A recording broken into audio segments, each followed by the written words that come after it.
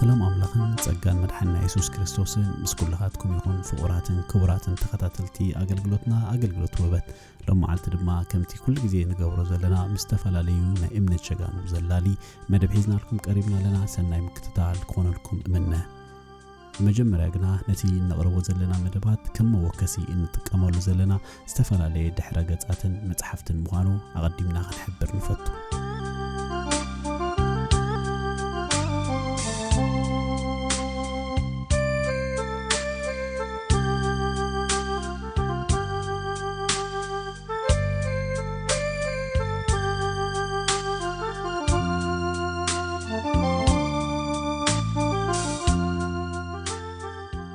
وخب صباح تحدثه جون ويلكليف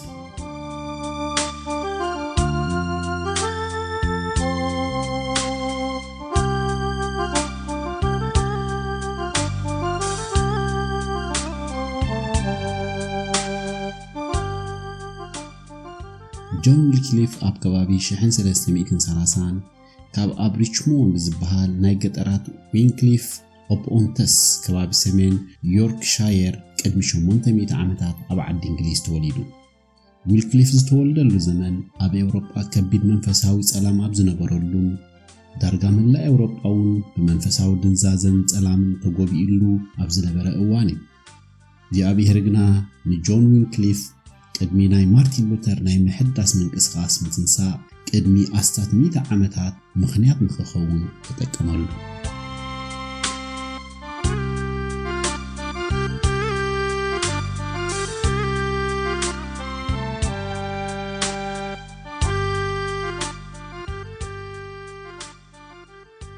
እግዚአብሔር አምላክ ድማ በቲ ዘመን ነዚ በልሕ ሰብ ንመንፈሳዊ ኩነታት ዓዲ እንግሊዝን ንመላ ኤውሮጳን ንምጽላው መሳርሒ ገበሮ ዊልክሊፍ ድማ መጽሓፍ ቅዱስ ናብ ቋንቋ እንግሊዝኛ ናይ ምትርጓም ስራሕ ብምስራሕ ከምኡውን መለክዒ መንፈሳዊ ስልጣን መጽሓፍ ቅዱስ ዳእምበር ጳጳሳትን መራሕቲ ሃይማኖትን ከም ዘይምዃኖም ኣጽኒዑ መሃረን መጎተን ኣብቲ እዋን ዝነበረት ካቶሊካዊት ቤተክርስትያን ድማ ንሙሉእ ስልጣን ሓቅነትን መጽሓፍ ቅዱስ ንምቕባል ሽግር ስለ ዝነበራ ቁኑዓት ተራጉማን ኣፈታታሓን መጽሓፍ ቅዱስ ንኽትጥቀም ይከራኸራ ነበረ በዚ ድማ ከም ኮኸብ ጽባሕ ናይ ተሃድሶ ተባሂሉ ይጽዋዕ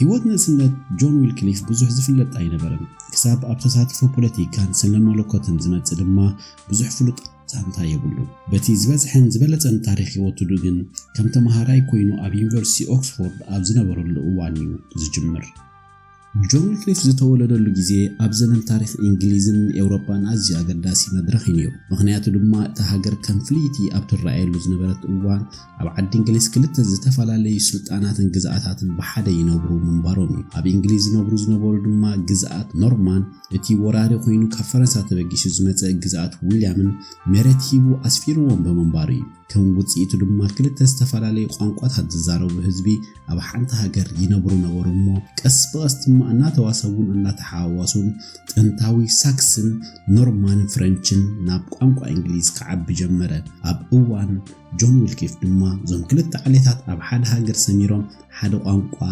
እንግሊዝኛ ክዛረቡ ጀመሩ ዊልክሊፍ ወደ 13 ዓመት ምስ በጽሐ ኣብ ማሪቶን ኮሌጅ ኦክስፎርድ ተማሃራይ ኮነ ኣብቲ እዋን ግና ብዙሓት ሰባት ግዚኦም ኣብ ከንቱ ሓቀኛ ጽሑፋት ዘይኮኑ ምንባብን ከንቱ ጽሑፋት ፍልስፍና ናይ ኣኩናስን ዳኖስን ኮስታስን ዝበሃሉ ጽሑፋት የንብቡ ነበሩ ኮይኑ ግና ዊልክሊፍ ኣብቲ ኮሌጅ ሓደ ናይ ኣምላኽ ሰብ ፕሮፌሰር ብራድ ዋርደን ዝተባሃለ ስለ ዝረኸበ ኣብ ብዙሕ ስሕተታት ንኽዕቀብን ንኽጥንቀቕን ብዙሕ ሓገዞ ኣብ ቃል ኣምላኽ ድማ እቲ ዝተገልጸ ቃል ኣምላኽ ንምቕባል እታ ካልኦት ዝሰሓትዋ መንገዲ ክርያ ድማ ብዙሕ ዕድል ረኸበ ዊልክሊፍ ድማ ናይ መጀመርያ ትምህርቱ ኣብቲ ዝዓበየሉ ከባቢ ብምምሃር ድሒሩ ኣብ ዩኒቨርሲቲ ኦክስፎርድ ንምጽንባር ናይ ባህርያዊ ስነ ፍልጠት ማለት ናቹራል ሳይንስ ቁጥሪ ስነ መለኮት ትምህርታትን ተኸታተለ ብፍሉይ ድማ ስነ መለኮትን ቃል ኣምላኽን ምጽናዕ ይፈቱ ነበረ። ዊልክሊፍ ሊቅ ፈላስፋ ናይ ስነ መለኮት ምሁር ናይ መጽሓፍ ቅዱስ ተርጓሚ ናይ ቤተክርስትያን ሓዳሲ ናይ እንግሊዝ ቤተክርስትያን ካህንን ኣገልጋልን ነበረ። ኣብ ባቢሎን ኮሌጅ ድማ ናይ ድሕረ ምረቓ ማለት ማስተርስ ትምህርቱ ተኸታቲሉ ኦክስፎርድ ዩኒቨርሲቲ ኣብቲ እዋንቲ ኣዝዩ ጉኑን ዝና ብምርካብ ኣብ ኤውሮጳ እቲ መሪሕ ዩኒቨርሲቲ እናተባህለ ይጥቀስ ነበረ። ምህላው ኣካዳሚያዊ ብቕዓት ድማ ዓብይ ክብሪ ይወሃቦ ስለ ዝነበረ ድማ ዊልክሊፍ ብዝነበሮ ዓብይን ብሉፅን ምህሮ ኣዝዩ ዝኽበር ሰብ እዩ ነይሩ። ዊልክሊፍ ኣዝዩ ብሉፅ ምሁር እኳ እንተነበረ ኣብቲ ዝነበሮ ዩኒቨርሲቲ ግና ኣገዳሲ ዝበሃል ሓላፍነትን ቦታን ኣይነበሮን።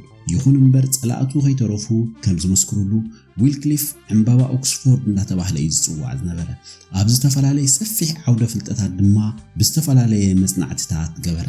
ገለ ካብቲ ዊልክሊፍ ዝገበሮ መጽናዕትታት ሎው ኦፍ ኦፕቲክስ፣ ኬሚካል ኣናሊሲስ፣ ፊዚዮሎጂካል ጄኔቲክስ ኦፍ ስሊፕ፣ ጂኦሜትሪካል ኤንድ አሪትሜቲክ ሩልስ ኤንድ ናቹራል ኢኮኖሚክስን ካልኦትን ዝኣመሰሉ ብዙሕ መጽናዕትታት ገበረ።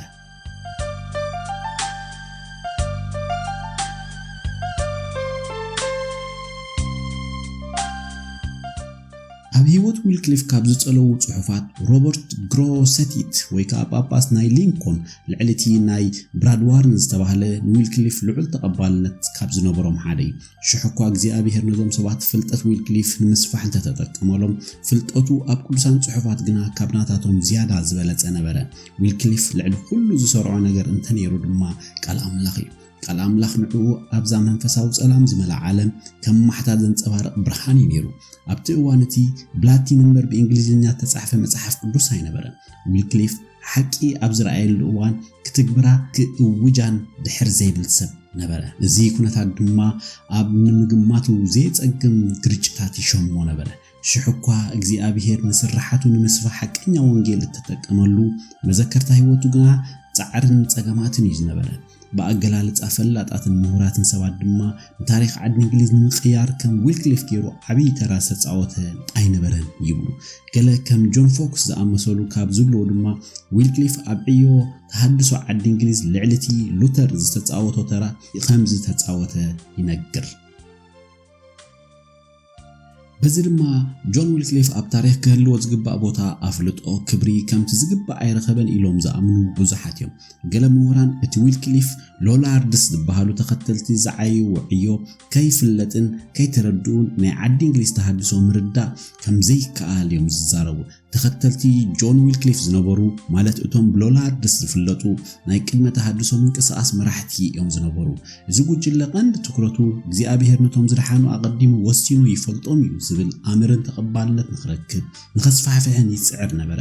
ብፍሉይ ዝቃወሙ ካብ ዝነበረ ትምህርታት ድማ ስእልታትን ምስልታትን እናተጠቀምካ እግዚኣብሔር እዩ ኢልካ መምላኽ፣ ሰማዕታትን ካልኦት ቅዱሳትን ፍሉይ ቅድስና ኣለዎም ዝብል ምህሮ፣ ናይ መንግስቲ ስልጣናት ልዕሊ መንፈሳዊ ስልጣናትን ቤተክርስትያን እዮም ዝብል ምህሮ ብጽኑዕ ይቃወሙ ነበሩ። ምንቅስቓሶም ድማ ክሳብ 14 ክፍለ ዘመን ክሳብ ምእታው ተሃድሶ ዓብይ ጽልዋ ነበሩ። ሓያል ጎድኒ ጆን ዊልክሊፍ ንቃል ኣምላኽ ምእዛዝን ኣብኡ ምጥባቕን ነይሩ። ፍልጠትን ምርዳእ ቃል ኣምላኽ ብዝረኽቦ መጠን መንፈሳዊ ህይወት ዊልክሊፍ እናዓበየ ኸደ። ኩሉ ቅድን ኣካይዳን ሮማዊት ካቶሊካዊት ቤተክርስትያን ኣንጻር ጽሑፍ ምዃኑ ክዕዘብ ድማ ግዜ ኣይወሰደሉን። ጆን ፎክስ ካብ ዝበሎ ድማ ዊልክሊፍ ነቲ ጉዳይ ከመይ ከም ዝገጥሞ ይሓስብ ነበረ። ብናኣሽቱ ጉዳያት ብምጅማር ድማ ነቶም ናኣሽቱ ነገራት ዝኸፍልሉ ዋጋ ተጠቂሙ ዓበይቲ ጉዳያት ከልዕል ወሰነ። ድሕሪ እዚ ድማ ናይታ ቤተክርስትያን ዓመፅ ንኸቃልዕ ወሲኑ ከም ዝተላዕለ ይነግር። ካብ 1348 ክሳብ 1352 ኣብ ታሪክ ብጸሊም ሞት ዝፍለጥ ለበዳ ሕማም ህይወት ብዙሓት ሰባት ማለት ካብ ከባቢ 750,000 ክሳብ 1 ሚልዮን ወሲዱ ነበረ እሞ እቲ ሕማም ድማ ካብ ኤስያ ጀሚሩ ናብ ምዕራብ ወገን ኤውሮጳ ብፍጥነት ኣስፋሕፈሐ። ብነሓሰ 1348 ድማ ኣብ ዓዲ እንግሊዝ በጽሐ። ኣብ ለንደንን ከባቢኣን ድማ ማልያ ዘይብሉ ሞት ኮነ። ፍርቂ ካብ ህዝቢታ ሃገር ድማ ሃለቐ። እዚ ድማ ኣብ ህይወት ጆን ዊልክሊፍ ኣዝዩ ዓብይ በሰላም ጽልዋን ሓደገ።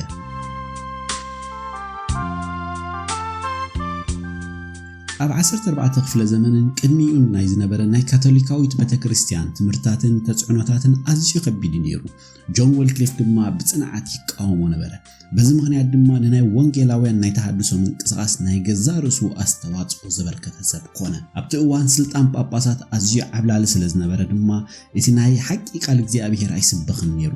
ምክንያቱ ድማ መጽሓፍ ቅዱስ ኣብ ኢድ ውሑዳን ጳጳሳት ብምንባሩ ብዙሓት ሰባት መጽሓፍ ቅዱስ ንኽርእይዎ ኾነ ክሕዝዎ ኣይፍቀድን ነበረ። ይትረፍዶ ብእንግሊዝኛ ዝተጻሕፈ እቲ ብቅዱስ ቋንቋታት ተባሂሉ ዝጽዋዕ ላቲንን ግሪክን ዕብራይስጥን ተጻሕፈ መጽሓፉን መጽሓፍ ቅዱስ ንኽንብብ ዝፍቀዶም ዝኽእሎ ሰብን ኣይነበረን። ብዙሓት ሰባት ድማ ኣብ ትሕቲ ባርነት ቤተክርስትያንን ስርዓት ሃይማኖትን ተኣሲሮም ተታሒዞም ይነብሩ ነበሩ። ንጉስ ሪቻርድ ካልኣይ ምስ ጳጳስ ኣብ ዝነበሮ ዘይምርዳእ ዊልክሊፍ ምኽሪ ሂቦ ስለ ዝነበረ ኣብ ላምብዘን ኣብ ቅድሚ ኣቡናት ከም ዝጽዋዕ ተገብረ።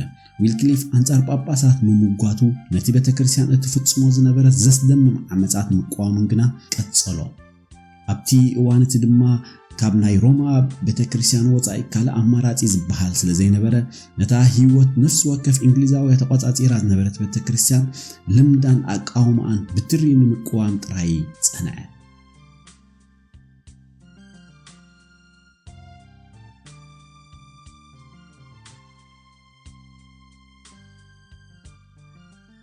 ዊልክሊፍ ነቲ ዝነበሩ ሓሳባት ኩሉ ተግባራዊ ኮይኑ ክርኢ ብዙሕ ሓረርታ ነበሩ። መሰረታዊ እምነት ቤተክርስትያን ልክዕ ከምቲ ናይ ሃዋርያት ንኽትከውን ይግባእ ዝብል እምነት ድማ ነበሮ። ንጉስ ኤድዋርድ ድማ ንባይቶ ብምጽዋዕ ነቲ ናይ ዊልክሊፍ ሓሳብን ናይ ጳጳስ ጠለብን ዘተ ኣውረዶ። እቶም ኣባላት ባይቶ ዝህብዎ መልሲ ፍሉጥ ነይሩ። ዊልክሊፍ ከም ዝሰነዶ ማለት እዩ። ናይ ዊልክሊፍ ሓሳብ ግና ድሮ ኣብ ህዝቢ ተቐባልነት ረኺቡ ነበረ እሞ ስለዚ ድማ ውሳኔ ባይቶ ሙሉእ ብምሉእ ጠለብ ጳጳስ ምንጻፍ ኮነ። ብዛዕባ እዚ ዊልክሊፍ ካብ ዝጸሓፎ ኣብ ሓንቲ ሃገር ክልተ ገዛእቲ ክህሉ ኣይክእሉን እዮም። ወይ ኤድዋርድ ንጉስና ወይ ድማ ጳጳስ ኡርባን እዩ። ምርጫና ግና እዚ እዩ። ንጉስ ኤድዋርድ ንሕና እንግሊዛውያን ንቕበሎ፣ ንጳጳስ ኡርባን ግና ሮማ እያ ትቕበሎ እሞ ንነጽጎ ኢሉ ኣስፈሮ።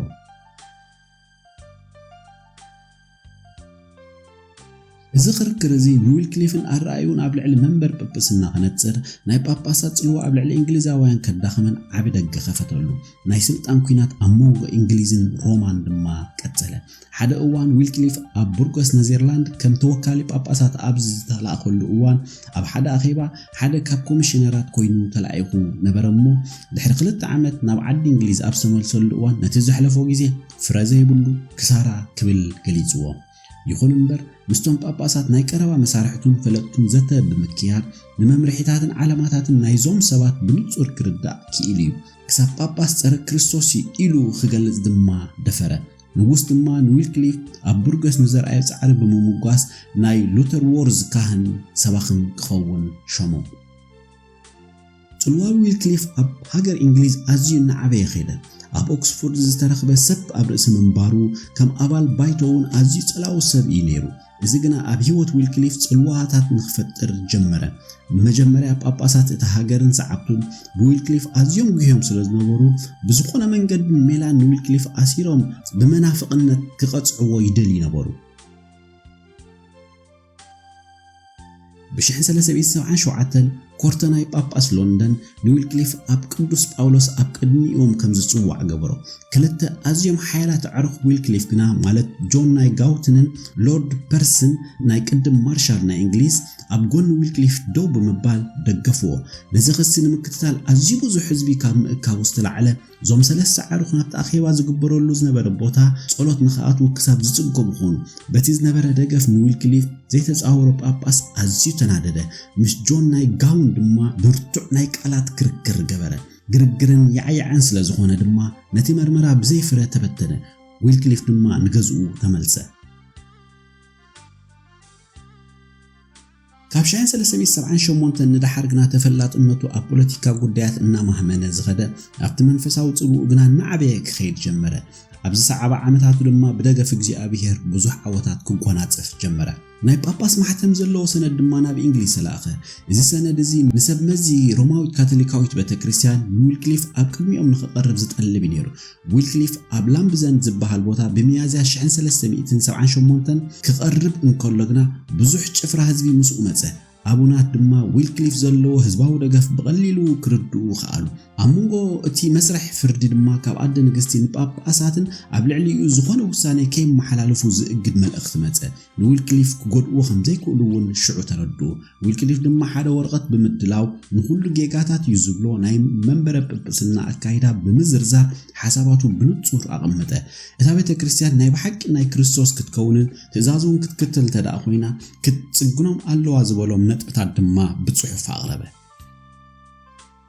ዊልክሊፍን እቶም ብሎላርድስ ዝበሃሉ ዝፍለጡ ደቂ መዛሙርቱን ነቲ ቀስ ብቐስ ዝልሕም ዝነበረ ናይ ተሃድሶ ምንቅስቓስ ኣብ እንግሊዝ መጀመርያ ከም ዝቃጸል ገበሩ ድሒሩ ድማ ኣብ ሙሉእ ኤውሮጳ ተላብዐ እታ ኣብቲ እዋን ዝነበረት ሮማዊት ካቶሊካዊት ቤተክርስትያን ድማ ካብ ናይ እንግሊዝ ቤተክርስትያን ናይ ገንዘብ ሓገዝ ትደሊ እኳ እንተነበረት ዊልክሊፍ ናይ እንግሊዝ ቤተክርስትያን ምንም ዓይነት ናይ ገንዘብ ሓገዝ ከይትህብ ምኽሩ ሃበ ኣብቲ እዋን ዝነበረ ምኽንያት ድማ ነቲ ድሮ ኣብ ፈረንሳ ተላዒሉ ዝነበረ ናይ ተሃድሶ ምንቅስቓስ ንምዕፋን ክትጥቀመሉ ምዃና ይፈልጥ ስለ ዝነበረ እዩ እቲ ካልኣይ ምኽንያቱ ድማ ህዝበ ክርስቲያን በድኽነት እንዳነበረ ቤተክርስትያን ብብልጽግና ንምንባር እትገብሮ ዝነበረት ጎያ ኣገባብ ከም ዘይኮነ ይቃወሙ ስለ ዝነበረ እዩ ጆን ዊልክሊፍ ብፍሉይ ካብ ዝቃወሙ ዝነበረ ናይ ካቶሊካዊት ቤተክርስትያን ኣካይዳ ናይ ካህናት ብዝነበሮም ስልጣናት ኣብ ልዕሊ ህዝቢ ዘይስነ ምግባራውን ዘይመንፈሳውን ንስልጣን ነዚ ንምቋም ድማ መጽሓፍ ቅዱስ ከምዚ ዓይነት ህይወት ክነብሩ ከም ዘይድግፎም ይነግሮም ነበረ ብተወሳኺ ካቶሊካዊት ቤተክርስትያን ሰባት ንስርየት ኃጢአት ገንዘብ ክኸፍሉ ንእትብሎ ዝነበረት ብትሪ ተቃውሙ ኣስመዐ ኣብቲ እዋን ዝነበረት ናይ ካቶሊክ ቤተክርስትያን መምርሒታትን ስርዓታትን ስልጣን ካህናትን ድማ ማዕለያ ስለ ዘይነበሮ ዊልክሊፍ ኣብ ልዕሊ ናይ እንግሊዝ ቤተክርስትያን ዝገብርዎ ዝነበሩ ተጽዕኖ ኣጽኒዑ ኣቃውሙ ኣነጸረ ናይቲ እዋን እቲ ምእመን ድማ ገንዘቦም ንቤተክርስትያን ክህቡ ከም ሞባእ ካልእ ስርየት ኃጢአት ከምጽእ ይኽእል ኢሎም ብምእማን ነቲ ዝነበሮም ኩሉ ይህቡ ነበሩ ኣብ ዝኾነ ዓውዲ ናይ ህይወቶም ድማ ቤተክርስትያን ማዕለያ ዘይብሉ ቁጽጽርን ስልጣንን ነይርዋ ነዚ ደረስ ዘይብሉ ስልጣንን ቁጽጽርን ድማ ክሳብ ሓደ ሰብ ብፍታውን ቤተክርስትያን ገለ ነገር ከየገደፈ እንተደኣ ሞይቱ ቤተክርስትያን ዝነበሮ ኩሉ ዘበለ ክሳብ ምውራስ ስልጣን ነይርዋ ብተወሳኺ ድማ ዊልክሊፍ መጽሓፍ ቅዱስ ኩሉ ሰብ ብመዓልታዊ ዝጥቀመሉ ቋንቋን ዝርድኦ ቋንቋን ክትርጎም ኣለዎ ብምባል ካብ ዝማጎትሉ ዝነበረ ዓብዕዮ ንምትግባር ተበጊሱ ስለ ዝነበረን እዩ ቀጻሊ ተቃውሙ ንምርኣይ ድማ በረርቲ ወራቐት መጽሓፍቲ በመጽሓፍን ጆን ዊልክሊፍ ካብ ዝገብሮ ዝነበረ ዓበይቲ ስራሓት እዩ ጆን ዊልክሊፍ ካብ ዝሰርሖ ዓበይቲ ስራሓት ድማ ነዚ ስዕብ ይመስል ቀዳማይ መንፈሳዊ ስልጣንን ኣጠቃቅማን ብዝምልከት ናይቲ ግዜ እቲ ካቶሊካዊት ቤተክርስትያን ትጥቀመሎም ዝነበረ ዘይ መጽሓፍ ቅዱሳዊ ኣጠቃቅማ ስልጣን ከም ቃል ኣምላኽ ዝብሎ ኣጠቃቅማ ስልጣን ክኽተሉ ከም ዝግብኦ ብመንጋር ይቃወሞም ነበረ ከምኡ ድማ መርገጺኡ ንምንጻር ብዙሓት መጽሓፍቲ ጸሓፈ ካልኣይ መንግስታዊ ምሕዳራትን ስልጣንን መንግስቲ ኣብቲ ናይቲ እዋን ዝነበረት ካቶሊካዊት ቤተክርስትያን ጣልቃና ኣተወኑ ንዝፈጥሮ ዝነበረ ሽግራትን ናይ ብልሽውና ኣካይዳን ብምቅዋም ጽኑዕ መጠንቀቕታ ይህብ ነበረ ሳልሳይ ስልጣን ቃል ኣምላኽ ካብቲ ናይ ጳጳስ ቃልን ስልጣንን ንላዕሊ ቃል ኣምላኽ ስልጣን ኣለዎ ክህልዎ ድማ ይግባእ ብምባል መርገጺኡ ብምግላጽ ኣጸቢቑ ጸሓፈ በዘናብ ለዓል ዝተቐስናየን ሰለስተ ዓበይት ነገራት ድማ ነቲ ድሒሩ ብማርቲን ሉተር ዝተበገሰ ናይ ተሃድሶ ምንቅስቓስ ዓብይ መሰረት ፈጠረ በዚ ድማ ኮኸብ ጽባሕ ተሃድሶ ተባሂሉ ክጽዋዕ ኣኽኢልዎ እዩ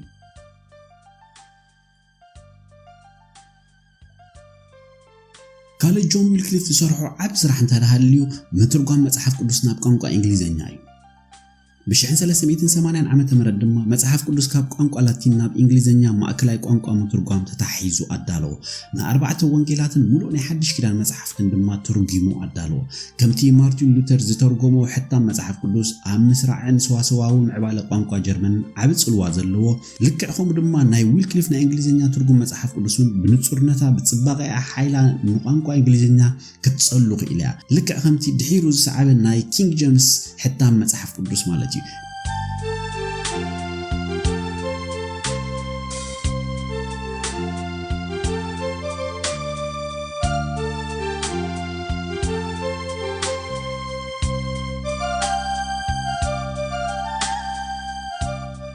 በቀጥታ ድማ ናብቲ ኣገዳሲ ዝበሉ ዕዮ መጽሓፍ ቅዱስ ምትርጓም ተጸምደ ንሰዓብቱ ማለት ሎላርድስ ድማ ኣብ ምስባኽ ወንጌል ለኣኹ ኣብ ስራሕ ምትርጓም መጽሓፍ ቅዱስ ናይ እንግሊዝኛ ድማ ኣብ መልኣኽ ሰበኽቲ ወንጌልን ዊልክሊፍ ዘርኣየ ጅግንነት ድማ ንተጻረርቱ ከም ዝመልከቶም ዘነጽር ነይሩ እዚ ከምዚ ኢሉ እንከሎ ግና ጆን ዊልክሊፍ ኣብ ዓራት ሓሚሙ እናሃለወ ኣብ ኦክስፎርድ ዝነበሩ ፈለስቲ ብዙሕ ጭንቀት ይወርዶ ነበረ። ካብቲ መሰረታዊ ምህሮታት ክርስትና ዝኾነ ምስጢረ ስጋዊ ድማ ብንጹር ጌጋታት ካቶሊካዊት ቤተክርስትያን ምስ ገለጸሎም ድማ ካብ ኦክስፎርድ ተሰውጓል። በዚ ድማ ክሳብ እቲ ዓርኩ ዝነበረ ጆን ናይ ጋውን እውን ክሳብ ዝፍለዮ ገበሮ። ብምውፃእ ካብ ኦክስፎርድ ድማ ፖለቲካዊ ጽልውኡ እናሃመነ ክኸይድ ጀመረ። ኣገዳስነቱ ኣብ መንፈሳውነት ግና ኣዝዩ ይዓቢ ነበረ። ኣብቲ ብ1381 ብምልዓል ገባሮ ዝፍለጥ ምስ ተጀመረ ኣቡን ሳንደባይ ብምማቱ ንቦቱ ዊልያም ኮንተናይ ዝተባሃለ ተኮ። እዚ ድማ እቲ ቀደም ተጻራሪ ዊልክሊፍ ዝነበረ ሰብኣይ እዩ። በዚ ድማ ዊልክሊፍ ናብ ሉተር ወርት ዝተባሃለ ቦታ ገዓዘ። ብ1382 ግና ኮንተባይ ዊልክሊፍ ንምቕጻዕ ሲኖድ ማለት ጉባኤ ቤተክርስትያን ጽውዕ ጉባኤ እውን ተጀመረ። ግና ነዚ ዝተኣከቡሉ ህንጻ ሃንደበት ክንውነውን ክንቅጥቀጥን ዝጀመረ እሞ መላእ ለንደንን ከባቢኣን ድማ ብከቢድ ምንቅጥቃጥ ምድሪ ተናወፀት። ኮንተባይ ግና በቲ ምንቅጥቃጥ ምድሪ ከይፈርሐ ነቲ ራብሻ ከይገደሶን ነቲ መስርሕ ፍርዲ ቀጸሎ።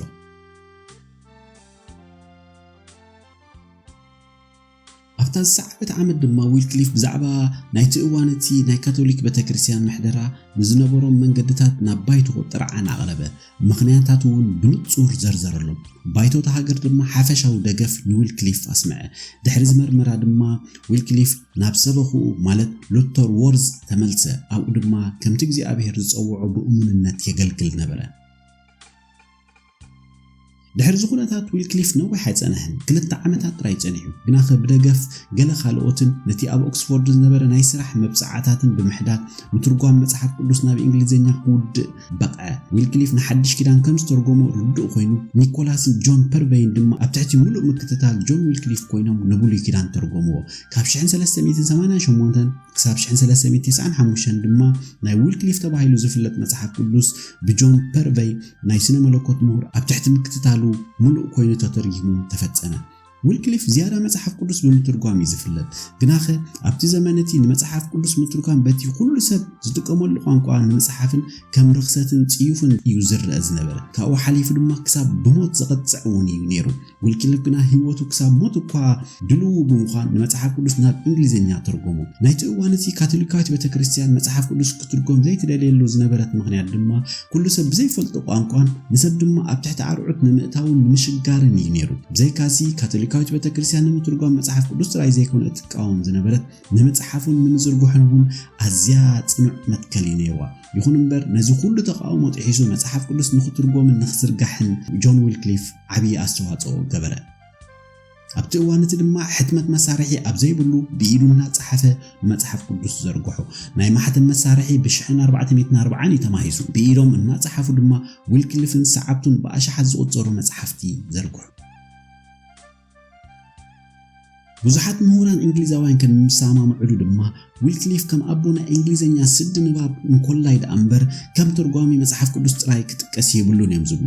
ዊልክሊፍ ኣብ ስራሕ ምትርጓም ሓሊፉ ንስነ መለኮታዊ ኣረኣያ ከማዕብልን ክትንትንን ክሓትምን ዝኽኣለ ሰብ እዩ። ሰበኽቲ እናሰልጠነ ድማ ንብዙሓት ሰበኽቲ ልኢኹ እዩ። ምስ ናይዚ ኩሉ ከቢድ ሓላፍነት ድማ ንሕብረት ሉተር ወርዝን ናይ ሓቂ ጓሳ ኮይኑ ኣልይዋ እዩ። ገለ ቅድሓት ናይቲ ኣብኡ ዝምህሮ ዝነበረ ትምህርታት ድማ ንሕትመት በቂዑሲ ክሳብ ሎሚ እኳ ከም ናይ ስብከት ጽሑፋት ኮይኑ የገልግል ኣሎ። ብ1415 ዓመተ ምህረት ግና ዊልክሊፍ በታ ናይቲ እዋነቲ ሮማዊት ካቶሊካዊት ቤተክርስትያን ናይ ስሕተት መምህር እዩ ብምባል ተወገዘ። ንጃንኩስ ዝተባሃለ ናይ ኮንስታንቲነስ መማኽርትን ሓላፍን ድማ ሞት ሓሊፎም ሃብዎ። ጆን ዊልክሊፍ ድማ ተቐትለ።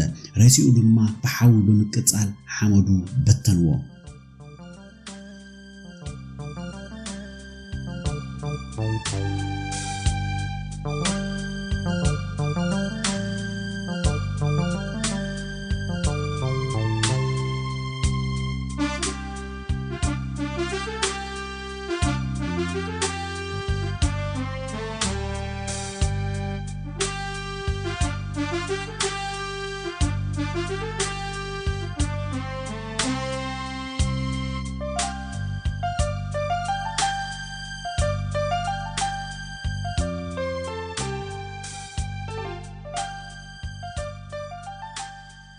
እምበኣር ሎም ዘመን መጽሓፍ ቅዱስ ብቋንቋና ከነንብቦን ከለና ከም ተራ ነገር ክንወስዶ ንኽእል ኢና።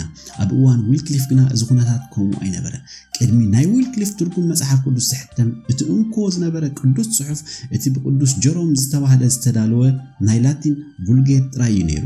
ንሱን ኣብ ኢድ ውሕዳን ጳጳሳት ጥራይ ነበረ። ኣብ ርእሲ እውን እታ መጽሓፍ ከንብባ ንዝደሊ ካልእ ክልክልቲያ ነይራ።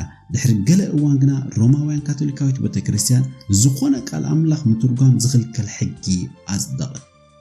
ናይ ጆን ዊልክሊፍ ናይ ተሐድሶ ምትርጓም ቃል ኣምላኽን ጉዕዞ ብካቶሊካዊት ቤተክርስትያን ክሕለፍ ኣይተኻለን።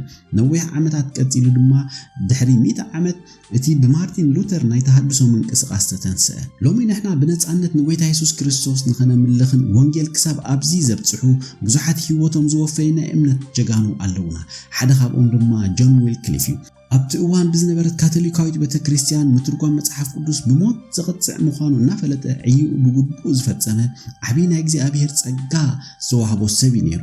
ናይ መሳርሒ ማሕተም ዘይነበረሉ እዋን ኣሻሓት ዝገጻቱ ብኢድካ እናጸሓፈ ጥራውስ ብምድላው ብብዙሓት ሕታማት ብምሕታም ብምዝርጋሕ ኣዝዩ ዓብይን ከቢድን ዘይሕኮር እምባ እዩ ነይሩ። ኮይኑ ግና ዝተፈጠረሉ ዓላማ እዚ ስለ ዝነበረ ብኡ ተንሲኡ ብናይ ሓቂ ጸጋን ጽንዓትን ዘርአየ ሰብ እዩ ነይሩ። እቲ ዓብይ ናይ ተሐድሶ ምንቅስቓስ ንምምጻእ እግዚኣብሔር ኣቐዲሙ ካብ ዝተጠቀመሎም ሰባት ሓደ ጆን ዊልክሊፍ እዩ። ስለዚ ክርስትና ድማ ንሓድሕድካ እናተተሓስካ እትኸዶ ጉዕዞ ስለ ዝኾነ ዊልክሊፍ ኣቐዲሙ ርሑቕ ስለ ዝረኣየ ነቲ ብድሕሪኡ 100 ዓመት ዝተላዕለ ናይ ተሐድሶ ነገር ኣማዕድዩ ጎይታ ተጠቂሙሉ መፍትሕ ድማ ገበሮ። መስቀሉ ተሸኪሙ ንብዙሓት ናብ ምድሓን ኣፍ ደገ ኮይኑ ናብ ራእዮም ጉይኦም ብዓወት ካብ ድዛዘቡ ሰባት ገበሮ። ስለዚ ድማ ሎሚ ንሕና እንገብሮ ስራሕ ውጽኢቱ እኳ እንተዘይተራእየና ጽባሕ ግና ብዙሓት ምህርቲ ክንዓጽደሉ ከም ንኽእል ኣሚንና ኣብ ዕዮና ጽኑዓትን ዘይንነቓነቕን ክንከውን ይግበአና።